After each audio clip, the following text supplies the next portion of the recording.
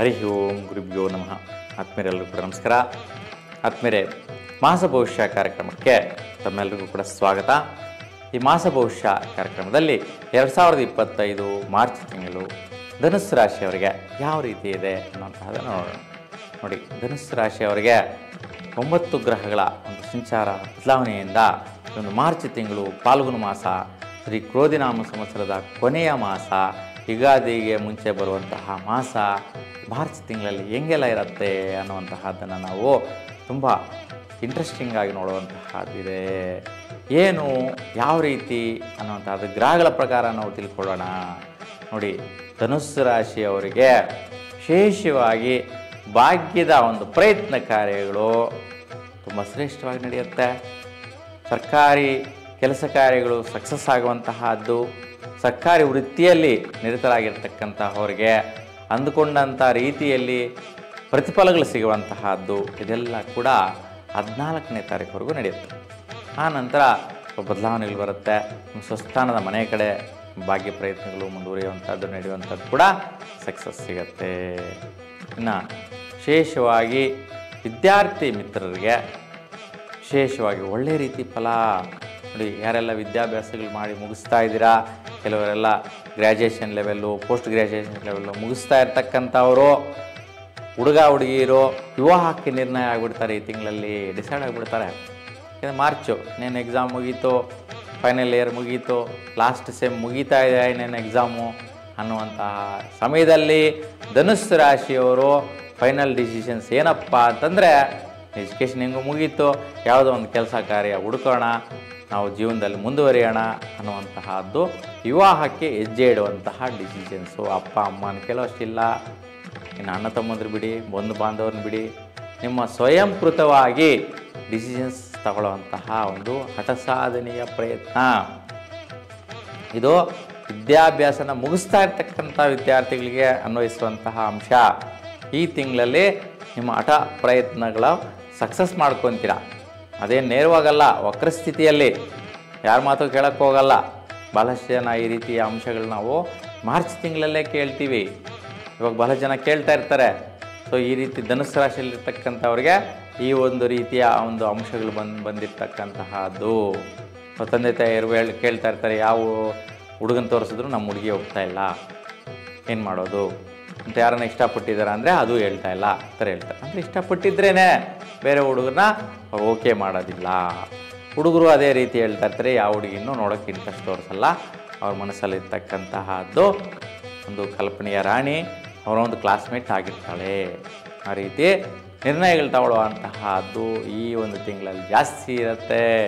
ಅದು ಧನುಸ್ಸು ರಾಶಿಯವರಿಗೆ ಹೆಚ್ಚಿನ ಸ್ಥಿತಿಯಲ್ಲಿ ವಿದ್ಯಾರ್ಥಿಗಳಿಗೆ ನಡೆಯುವಂತಹದ್ದು ಗಮನಿಸ್ತೀರ. ಇನ್ನು ವಿಶೇಷವಾಗಿ ಸ್ವಲ್ಪ ಖರ್ಚುಗಳ ವಿಚಾರದ ಪಾಠಿಸೋ ಪ್ರಯತ್ನದಿಂದ ಖರ್ಚುಗಳು ಮಾಡ್ತೀರಾ. ಮನೆಯ ಕಡೆ ಭೂಮಿ ವ್ಯವಹಾರ ಮತ್ತು ಫಸಲುಗಳ ವಿಚಾರದಲ್ಲಿ ನಿರ್ಣಯಗಳು ತಗೋಬೇಡಿ. ಮತ್ತು ಸ್ವಲ್ಪ ಬಂಧುಗಳಿಂದ ಸ್ವಲ್ಪ ವೈಷಮ್ಯಗಳು ಬರುವಂತಹ ಸಾಧ್ಯತೆ ಜಾಸ್ತಿ ಇರುತ್ತೆ. ಯಾರೆಲ್ಲ ಧನುಸ್ಸು ರಾಶಿಯವರು ಇದ್ದೀರಾ, ಮನೆ ಕಡೆ ಯಾವುದೋ ಒಂದು ಕೆಲಸ ಕಾರ್ಯ ವಿಚಾರಕ್ಕೆ ಅವ್ರಿಗೆ ತಿಳಿಸಿಲ್ಲ, ಹೇಳಿಲ್ಲ, ಫೋನ್ ಮಾಡಿಲ್ಲ ಅನ್ನುವಂತಹ ಒಂದು ವಿಚಾರಗಳಿಗೋಸ್ಕರ ಅವರಿಂದ ನೀವು ಸ್ವಲ್ಪ ನಿಷ್ಠುರ ಆಗ್ತೀರಾ, ದೂರ ಉಳಿಯುವಂತಹದ್ದು. ಅಂದರೆ ಕೆಂಗಣ್ಣಿಗೆ ನೀವು ಪಾತ್ರರಾಗ್ತೀರಾ. ಅವರು ಒಂದು ಸ್ವಲ್ಪ ನಿಮ್ಮ ಮೇಲೆ ದುಷ್ಟ ಪ್ರಭಾವದ ಮನಸ್ಥಿತಿಯನ್ನು ಉಳ್ಳವರಾಗ್ತಾರೆ. ಈ ರೀತಿ ನಡೆಯುತ್ತೆ. ಮತ್ತು ಸ್ವಲ್ಪ ಕೆಲಸ ಕಾರ್ಯದಲ್ಲಿ, ವೃತ್ತಿಯಲ್ಲಿ ಸ್ವಲ್ಪ ಟೆನ್ಷನ್ ಬರುವಂತಹದ್ದು. ಸೊ ಏನೋ ಮಾಡ್ತಾ ಇರ್ತಕ್ಕಂಥ ವೃತ್ತಿಯಲ್ಲಿ ಅಸಮಂಜಸವಾದಂತಹ ಸಂತೃಪ್ತಿ, ಮಾನಸಿಕವಾಗಿ ಒತ್ತಡ, ಕ್ಷುಬ್ಧತೆ, ಸೊ ಟೆನ್ಷನ್ ಬರುವಂತಹದ್ದು, ಇವೆಲ್ಲ ಕೂಡ ಬರುವ ಸಾಧ್ಯತೆ ಇರುತ್ತೆ. ಹಾಗಾಗಿ ಬಹುಮುಖ್ಯವಾಗಿ ಹೆಸರು ಕಾಳನ್ನು ನೀವು ಕೋತಿಗಳಿಗೆ ಬೆಲ್ಲದ ಸಮೇತ ಅರ್ಪಿಸೋದ್ರಿಂದ ಸುಫಲನ ಪಡಿತೀರಾ. ಇನ್ನು ಬಹುಮುಖ್ಯವಾಗಿ ಸೊ ಮಿತ್ರರು, ಸ್ನೇಹಿತರು ನಿಮ್ಮ ಸ್ವಸ್ಥಾನಕ್ಕೆ ಬರುವಂತಹದ್ದು, ಮನೆ ಕಡೆ ಬಂದು ಸೇರುವಂತಹದ್ದು, ಸ್ನೇಹಿತರು ನಿಮಗೆ ಏನೋ ಒಂದು ವಿಶ್ ಮಾಡುವಂತಹದ್ದು. ಸೊ ಆ ವಿಶ್ ಮಾಡುವಂತಹದ್ದು ನಿಮ್ಮ ಜನ್ಮದಿನಾಂಕ ಆಗಿರ್ಬೋದು, ಇಲ್ಲ ಬೇರೆ ವಿಚಾರ ಆಗಿರ್ಬೋದು, ಒಟ್ಟಿನಲ್ಲಿ ನಿಮ್ಮ ಮನೆಗೆ ಬಂದು ಸೇರುವಂತಹದ್ದು, ನಿಮ್ಮ ಕುಟುಂಬದ ಜೊತೆ ಸೇರಿಕೊಂಡು ನಿಮಗೆ ವೈಯಕ್ತಿಕವಾಗಿ ಒಂದು ಬೆನ್ನೆಲುಬಾಗಿ ನಿಂತ್ಕೊಳ್ಳುವಂತಹ ಸ್ನೇಹಿತರ ಒಂದು ಸಂಗಡ ಈ ತಿಂಗಳಲ್ಲಿ ಹೆಚ್ಚಾಗಿ ಬೆಳೆಯುತ್ತೆ. ಒಳ್ಳೆಯ ರೀತಿ ಇದೆ. ಈ ವಿಚಾರದಲ್ಲಿ ಏನೋ ತೊಂದರೆ ವೈಪರೀತ್ಯ ಇರೋದಿಲ್ಲ. ಇನ್ನು ಮುಖ್ಯವಾಗಿ ಆದಾಯಗಳ ಪಡೆಯುವಂತಹದ್ದು, ಮನೆ ಕಡೆ ಏನೋ ಒಂದು ಸ್ವಲ್ಪ ದೊಡ್ಡ ಮೊತ್ತದ ಒಂದು ಇನ್ಕಮ್ ಬರುವಂತಹ ಸೋರ್ಸ್ ಕ್ರಿಯೇಟ್ ಆಗುತ್ತೆ. ಮತ್ತು ಸ್ನೇಹಿತರ ಕಡೆಯಿಂದ ಕೂಡ ಕೆಲವೊಂದು ಅವಕಾಶಗಳು, ಆಪರ್ಚುನಿಟಿಗಳಿಂದ ಸೊ ಆದಾಯಗಳು ಮನೆ ಕಡೆ ಸ್ವಲ್ಪ ಹೆಚ್ಚಿನ ಸ್ಥಿತಿಯಲ್ಲಿ, ಶ್ರೀಮಂತಿಕೆಯ ಸ್ಥಿತಿಯಲ್ಲಿ ಬಂದು ಸೇರುವಂತಹದ್ದು ಉತ್ತಮವಾಗಿದೆ. ಈ ವಿಚಾರದಲ್ಲಿ ಕೂಡ ಯಾವುದೇ ರೀತಿ ವೈಪರೀತ್ಯ ಇರೋದಿಲ್ಲ. ಇನ್ನು ಮುಖ್ಯವಾಗಿ ನಿಮ್ಮ ಪ್ರಯತ್ನ ಕಾರ್ಯ ದೀರ್ಘಕಾಲದಿಂದ ನಿಮ್ಮ ಹಳೆಯ ಒಂದು ಚಿಂತೆಗಳು, ಸಮಸ್ಯೆಗಳು ಬಗೆಹರಿಬೇಕು ಅನ್ನುವಂಥ ಪ್ರಯತ್ನ ಮಾಡ್ತಾ ಇದ್ದೀರಾ. ಅವೆಲ್ಲವೂ ಕೂಡ ಸಕ್ಸಸ್ ಮಾಡಿಕೊಳ್ಳುವಂತಹ ತಿಂಗಳಪ್ಪ ಅಂತಂದರೆ ಈ ಒಂದು ಮಾರ್ಚ್ ತಿಂಗಳಾಗಿರುತ್ತೆ.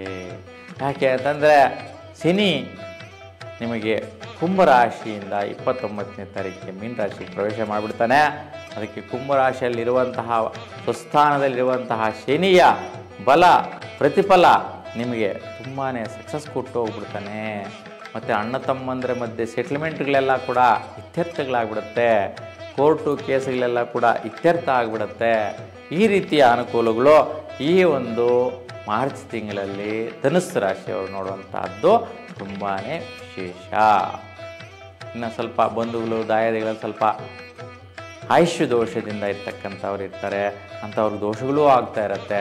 ಹಾಗಾಗಿ ನಾನು ಹೇಳ್ತಾ ಇದ್ದೆ, ಪ್ರತಿ ಅಮಾವಾಸ್ಯೆಗೆ ಅಥವಾ ಅಮಾವಾಸ್ಯೆ ಇಲ್ಲ ಅಂದರೂ ಕೂಡ ಅಪರಾಹ್ನದಲ್ಲಿ ಅನ್ನ, ಮೊಸರು, ಕರಿ ಎಳ್ಳು, ಬೆಲ್ಲ ನೀವು ಮಧ್ಯಾಹ್ನದ ಹೊತ್ತು ನಿಮ್ಮ ಮನೆಯ ನೈಋತ್ಯ ದಿಸೆಯಲ್ಲಿ ಇಡೋದರಿಂದ ನೀವು ಆಯುಸ್ಸುಗಳಿಗೆ, ಅಂದರೆ ಕಾಗೆಯ ವಾಹನಗಳು ತಿಂದು ಹೋಗೋದ್ರಿಂದ ಅಥವಾ ಪಕ್ಷಿಗಳು, ಪ್ರಾಣಿಗಳು ಏನೋ ಒಂದು ತಿಂದು ಹೋಗೋದ್ರಿಂದ ನಿಮ್ಮ ಹಿರಿಯರು, ಪಿತೃಗಳ ಒಂದು ಆಶೀರ್ವಾದ ಸಿಗುತ್ತೆ ಅಂತ ಹೇಳ್ತಾ ಇದ್ದೆ. ಅದನ್ನು ಕೂಡ ಮುಂದುವರಿಸಿ ತುಂಬ ಸುಫಲ ಕೊಡುತ್ತೆ. ಸ್ವಲ್ಪ ವೃತ್ತಿಯಲ್ಲಿ ಟೆನ್ಷನ್ಸು, ಒತ್ತಡ ಇದೆ. ಈ ತಿಂಗಳಲ್ಲಿ ಸ್ವಲ್ಪ ವೃತ್ತಿಯಲ್ಲಿ ಏನೋ ಒಂದು ಸ್ವಲ್ಪ ಕಸಿ ಬೀಸಿ ನಿಮ್ಮ ಮೇಲೆ ಹೈಯರ್ ಅಥಾರಿಟಿ ಇಲ್ಲಿ ಉದ್ಯೋಗದಲ್ಲಿರ್ತಕ್ಕಂಥವರಿಂದ ಏನೋ ಒಂದು ಸ್ವಲ್ಪ ಪ್ರೆಷರ್ ಬಿದ್ದಿರುತ್ತೆ. ಅದರಿಂದ ನೀವು ಸ್ವಲ್ಪ ಪ್ರಕ್ಷುಬ್ಧವಾದಂಥ ವಾತಾವರಣ ಉಂಟಾಗುತ್ತೆ. ನಿಮ್ಮ ಮೇಲೆ ಮಾನಸಿಕವಾದಂತಹ ಹಿಂಸೆ ಆಗುತ್ತೆ, ಸಹಿಸಿಕೊಳ್ಳುವಂತಹದ್ದಿರುತ್ತೆ. ಅದಕ್ಕೋಸ್ಕರ ಬಹುಮುಖ್ಯವಾಗಿ ಗಣಪತಿಯ ದರ್ಶನ ಮಾಡಿ, ಗಣಪತಿಯ ಮುಂದೆ ಒಂದು ಜಾಮದ ಕಾಲ, ಒಂದು ಜಾಮ ಅಂದರೆ 3 ಗಂಟೆಯ ಕಾಲ ಅಲ್ಲಿ ಭಗವಂತನ ಹತ್ರ ಧ್ಯಾನಿಸೋದ್ರಿಂದ, ಸ್ಮರಣೆ ಮಾಡಿಕೊಳ್ಳೋದ್ರಿಂದ ಈ ಒಂದು ವೈಪರೀತ್ಯ ನಿವಾರಣೆ ಆಗುತ್ತೆ. ಒಟ್ಟಾರೆಯಾಗಿ 4 ಗ್ರಹಗಳ ವೈಪರೀತ್ಯ ಇದ್ದರೂ ಸಹ 5 ಗ್ರಹಗಳು ಉತ್ತಮ ಫಲನ ಕೊಡುತ್ತೆ. ನಿಮಗೆ ಸದಾಕಾಲ ನಿಮ್ಮ ಇಷ್ಟದೇವರ ಅನುಗ್ರಹ ಸಿಗಲಿ ಅಂತ ಭಗವಂತನಲ್ಲಿ ಪ್ರಾರ್ಥಿಸ್ತಾ ಎಲ್ಲರಿಗೂ ಶುಭವಾಗಲಿ. ನಮಸ್ಕಾರ.